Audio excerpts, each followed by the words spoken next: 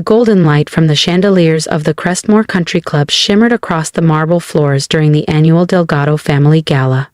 I smoothed the wrinkles in my navy cocktail dress, fully aware of how understated it looked among a sea of couture gowns, silk ties, and vintage watches. At 38, I was considered the family's lost potential, a polite euphemism for failure. "Isabella, there you are!" My cousin Claudia's voice rang out with the kind of polished confidence that only came with a $300,000 bonus and a corner office. She floated toward me in a fitted emerald dress, a recent promotion to senior executive at Delgado Global Solutions, practically radiating off her. "We were just going over everyone's highlights from the year," she chirped, looping her arm through mine. I forced a smile, resisting the urge to check my phone. An urgent message about tomorrow morning's $1.4 billion acquisition was waiting, one that Claudia had signed off on, nervously, several times in the past month. "Hello, Claudia. Congratulations on the promotion," I said with practiced warmth, silently recalling the confidential files sitting in my briefcase. Files that had come directly from Claudia's legal team stamped urgent. "Thank you, darling," she said, barely brushing my cheek in a faux embrace. Her perfume was expensive, overly floral and entirely too strong. "Surprised you even heard, considering how independent you've been lately." She said independent like it meant unemployed. She motioned toward a circle of polished relatives nearby. "We've just been chatting about the year's accomplishments. Mateo got tenure at Stanford, Leela just opened her 4th boutique in Soho, and of course, I'm leading the Delgado Tech merger with Easton Industries." Just then, Aunt Marcella, my father's sister and Claudia's mother, appeared beside us, a flute of champagne in hand and judgment in her eyes. "And what about you, Isabella? Still doing that consulting thing?" The way she said consulting made it sound like I was hawking prepaid cell phones in a mall kiosk. "Yes, still consulting," I replied evenly, sipping my sparkling water. I thought of the global meeting set for tomorrow, the final green light moment where I would sit across from Claudia's executive team and approve the terms that would either save or swallow Delgado Tech whole. 10 years, Claudia mused, shaking her head slowly like she was mourning a loss. 10 years since you walked away from that prestigious position at Sterling & Co. And for what? A boutique consultancy nobody's ever heard of? I thought of my private villa in Lake Como, the townhouse in London, and the tech startup I'd quietly bought out last month, none of it under my name. The real power of Vanguard Strategies lay in its anonymity. As founder and CEO, I had grown it into one of the most discreet and influential forces in global corporate strategy, operating behind shell entities and layers of holding companies. "We're doing just fine," I said, letting the edges of a smile slip through. "How's the merger coming, by the way? I heard Easton's board was pushing back on the proposed equity split." Claudia's polished expression faltered for half a beat. "It's under control," she said quickly. "But I wouldn't expect you to understand billion-dollar negotiations." Before I could answer, our cousin Rafael, newly made junior partner at a mid-size law firm, sidled up with a glass of bourbon in hand. "Isabella, still in that tiny office on Lincoln Street. You know we're hiring if you're ever interested in something more stable, admin support perhaps. I could put in a word." I bit back a laugh. Just last week, Rafael's firm had pitched their services to Vanguard, hoping to land a role in the Easton merger. They had no idea the CEO in the video call, blurred background, understated tone, had been me. "That's very kind, Rafael," I said, smiling sweetly. "But I'm quite happy where I am." And I was. Very happy, in fact. Because tomorrow, they'd all find out who really signed the contract that saved their legacy. "Honey," Aunt Marcella interjected, her voice sugar-coated with that fake concern only family can perfect, "you really shouldn't settle for just being comfortable. Look at Claudia. She's about to close the biggest deal in Delgado Global's history. The merger with Easton Industries will make her career." If only they knew. Easton was one of my shell companies, created specifically to pressure Delgado Global into a corner, right where Vanguard Strategies could step in as the savior. Claudia's career-making merger was actually the final move in a plan I'd spent years constructing. A plan designed not just to expand my firm's influence, but to show my family exactly who they'd been overlooking all this time. "Speaking of the merger," Claudia said, checking her rose gold watch, I should go. Early meeting tomorrow with the consulting team. They're just advisors, of course, but corporate likes us to humor them. She gave me a bright, patronizing smile. You should stop by sometime, Isabella. See what a real business looks like. I swirled the last of my water and placed the glass down calmly. Actually, I replied, I've got a meeting of my own tomorrow, a signing ceremony, in fact, rather important contract. Raphael, ever the opportunist, grinned. Finally landed a client for that little consulting firm of yours? I met his gaze and smiled, not smugly, just knowingly. You could say that. Tomorrow's going to change a lot of things. As I slipped out of the ballroom, I heard Claudia's voice behind me, hushed but cutting. Poor Isabella, still playing pretend after all these years. What a waste of potential. In the quiet of my car, I finally checked the email buzzing in my pocket. It was from Matteo, my senior advisor. Everything's ready. Delgado's board is desperate. They'll sign anything. They still don't know we hold every card. I drove through the city to my penthouse, a place my family didn't know existed, and spent the evening reviewing the final terms. The merger contract was long, dense, and beautifully engineered. Buried in it were clauses that would shift strategic control of Delgado Global directly into Vanguard's hands, and ultimately, mine.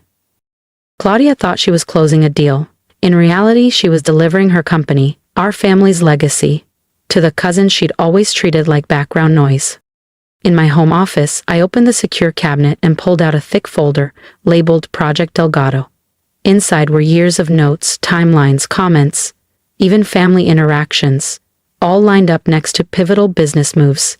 Every smug remark, every time they called me ambitious in a cute way, every backhanded compliment was part of the data that brought us here. I picked up my phone. Sarah, I said to my assistant, make sure the penthouse conference room is prepped for 9 a.m. Also, let's have the photographer ready. I want every second of tomorrow documented. Yes, Miss Phoenix, she replied without missing a beat. That name, Miss Phoenix, never appeared at family dinners. But tomorrow, it would be engraved on the final page of a billion-dollar contract. As I lay in bed that night, I couldn't help but smile. Revenge didn't need to be cruel or loud. Sometimes it just needed a signature line that read, Isabella Phoenix, CEO, Vanguard Strategies. The next morning, I stepped into my private elevator at the heart of Manhattan's most prestigious office tower. My tailored charcoal Armani suit, never worn to family functions, fit like armor. As I rose to the 62nd floor, the city lit up beneath me, unaware it was about to witness a quiet reckoning. The elevator doors opened to floor-to-ceiling glass and a perfectly set boardroom. Good morning, Miss Phoenix, Sarah greeted, placing a folder on the table. Let's begin, I said. And just like that, the game changed, forever. Good morning, Miss Phoenix, Sarah greeted me as I stepped out of the private elevator into Vanguard's executive wing. After 10 years, she was one of the few people who had witnessed both sides of my life. Isabella Delgado, the family failure, and Isabella Phoenix, the woman behind one of the most powerful consulting firms on the planet. The Delgado Global team is in the main conference room, Sarah added, walking alongside me. Your cousin Claudia is vocal about the delay. I glanced at my reflection in the brushed steel walls. Gone was the quietly dressed Isabella from last night's family gala. Today, I wore a tailored suit in deep charcoal, sharp lines, and quiet confidence. Today, I was Isabella Phoenix. How long have they been waiting? I asked, already knowing the answer. 20 minutes, Sarah said with a glint of mischief. Miss Delgado has mentioned her critical executive schedule approximately a dozen times. Well then, I adjusted my jacket, let's not keep them waiting any longer. The main conference room was a glass and marble monument to power. The sweeping views of Midtown Manhattan framed the room like a painting. Claudia stood at the far end, mid-rand, her tone sharp with entitlement. It's completely unacceptable, she snapped. I don't care who this consultant is. This level of unprofessionalism is inexcusable. Raphael sat nearby, looking vaguely uncomfortable, probably unsure why he was there at all.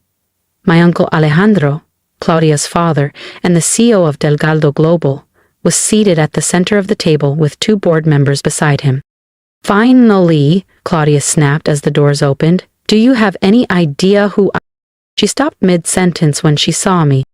Her expression shifted in rapid succession: outrage, confusion, disbelief. Isabella! Raphael stood so fast he knocked over his water glass. What are you doing here? This is a private board meeting. I walked to the head of the table with quiet, steady confidence, setting my briefcase down with a crisp click. The silence was sudden and heavy. Good morning, I said, pressing a button on the panel. The room's screens descended from the ceiling, displaying the Vanguard Strategies insignia. Apologies for the delay. Let's begin the meeting regarding the Delgado Easton merger. My uncle finally found his voice. Isabella, this is not appropriate. We're here to meet with A.M. Phoenix. Where is she? I am, I said, opening my folder. Isabella M. Phoenix, founder and CEO of Vanguard Strategies, and as of this morning, the majority shareholder of Easton Industries. Dead silence. Claudia's face drained of all color. Her expensive dress suddenly looked like a child playing grown-up. Raphael rifled through the documents Sarah was now handing out, scanning with rising panic. This has to be a mistake, Claudia stammered. You're just a small-time consultant. You work out of a closet downtown. I smiled. That's one of our satellite offices. For boutique clients.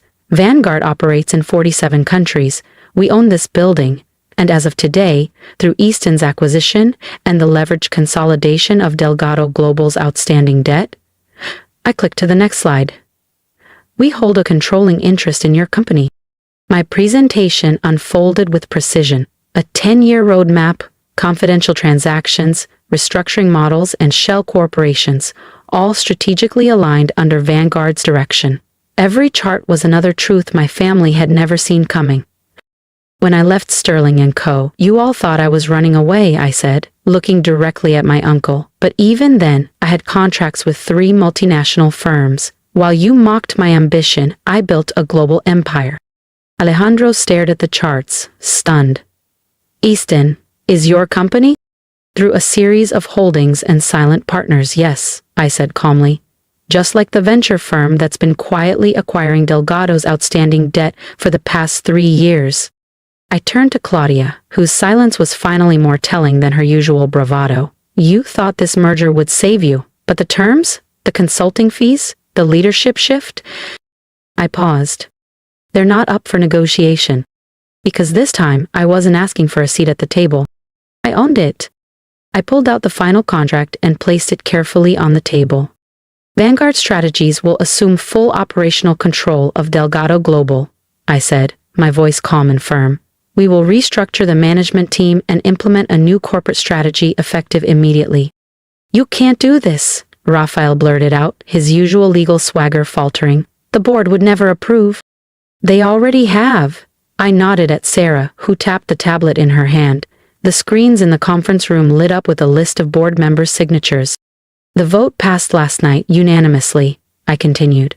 Once they reviewed the full terms of the merger, including the details of Delgado's outstanding debt, they understood the consequences of not moving forward. Without this deal, the company would be facing immediate loan recalls and regulatory review. Uncle Alejandro stood slowly, the weight of his unraveling legacy visible in his hunched shoulders. Why, Isabella? He asked quietly. Why go to all this trouble? I stepped away from the head of the table and walked slowly around it, looking each person in the eye. Because 10 years ago you all taught me a valuable lesson, I said. You taught me that in our world, perception matters more than truth, that titles matter more than talent, that a polished name and designer suit earn more respect than quiet hard work. I paused beside Claudia, who still wouldn't meet my eyes.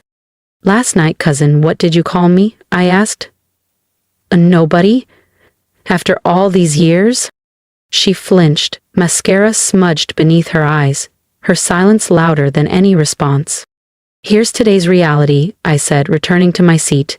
Delgado Global is now a subsidiary of Vanguard Strategies. I clicked to the next slide. Claudia, your position as Executive Vice President is being eliminated effective immediately. Raphael, your firm's legal services will no longer be retained. I turned to Uncle Alejandro. And you, I said with no malice, only resolution, will be announcing your retirement this afternoon. The next hour unfolded in a haze of silence, signatures, and disbelief. Executives filed out one by one, defeated, with folders in hand and questions they couldn't bring themselves to ask. When only Claudia remained, I called out to her one last time. "Next family reunion," I said. "Remember, success doesn't always wear Chanel." After they left, I stood by the floor-to-ceiling windows overlooking the city. Sarah walked over, handing me a warm coffee. "Was it worth it?" she asked softly. "All these years of keeping your success hidden?" I thought about the dismissive remarks, the endless patronizing offers to help me find a real job. Then I thought about the empire I'd built from scratch, the thousands of employees across continents, and the influence I could now wield for good. "It was never about revenge," I said. "It was about showing that there's more than one way to win, that you don't have to fit into their mold to matter." Over the next year, Delgado Global transformed under Vanguard's direction. We appointed leadership based on merit, not bloodlines. Claudia eventually found a mid-level operations role at a private firm. Hopefully she gained something her resume never taught her: humility. Raphael's firm struggled after losing both Delgado and Vanguard as clients. And the family dynamics? Those shifted too. The next reunion took place in a quieter venue, a garden, not a ballroom. There were fewer Rolexes, less posturing, and more honesty. Aunt Marcella even asked about my company, not with sarcasm this time, but with genuine interest, though she still winced every time someone mentioned Vanguard strategies. My father, who had silently watched all those years while his daughter was dismissed by his extended family, finally pulled me aside. "I'm proud of what you've built," he said, hugging me. "Not just the business, but how you handled it all." And he was right. Vanguard had become more than just a consulting firm. It had become a symbol for innovation, for ethical leadership, for transformation. In my office, I keep a small photo. It's from that first meeting, the moment Claudia realized who I was.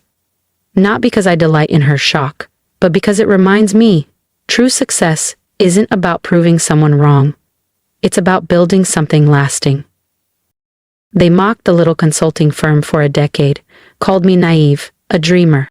That firm just acquired its 100th company last week. But that's a story for another family reunion. If my story resonated with you, don't scroll past, talk to me. I wasn't supposed to succeed. Not by the standards of my family or the world I was raised in.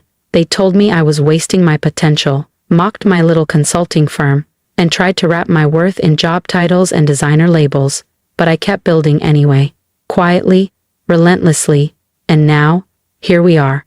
If you've ever been underestimated, overlooked, or told your dreams were too small or too unrealistic, drop a comment, tell me where you're building from, share your story. Let's create a space where ambition is celebrated, not silenced. Your voice matters, even if they can't hear it yet. Trust me, sometimes the quietest person in the room is the one changing the world behind the scenes. Here's the advice I wish someone had told me. You don't need loud validation to make your work meaningful. You don't need to be seen to be powerful. Let them underestimate you. Let them talk. And then build anyway. Build something so strong, so smart, so unshakable that by the time they recognize your brilliance, you're already 10 steps ahead. Success doesn't have to look how they expect. It just has to be yours, on your terms.